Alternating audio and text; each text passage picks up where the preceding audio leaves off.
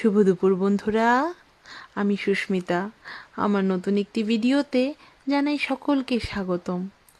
আশা করি সকলে খুব খুব ভালো আছো, কিন্তু রোজকারের মতন আমি বলতে পারছি না যে আমরা খুব খুব ভালো আছি, কারণ আমরা সত্যি তেমন একটা ভালো নেই।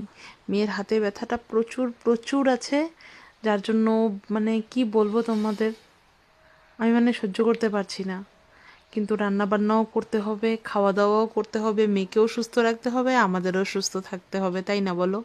সময় তো নিজের গতিতে বয়েই চলেছে, তাই বলে তো আমরা থেমে থাকতে পারবো না। তার জন্য কালকে তো কিছু রান্না বান্না হয়ই তেমন, কারণ কারোই মন মেজাজ ঠিক না।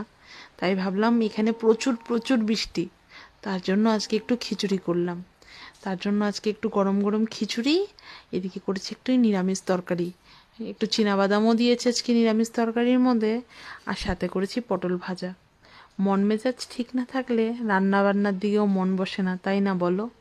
তো যেটাই হোক, আজকে আমার মেনু তোমাদের কেমন লাগলো নিশ্চয়ই জানাবে। ভালো থাকবে, সুস্থ থাকবে।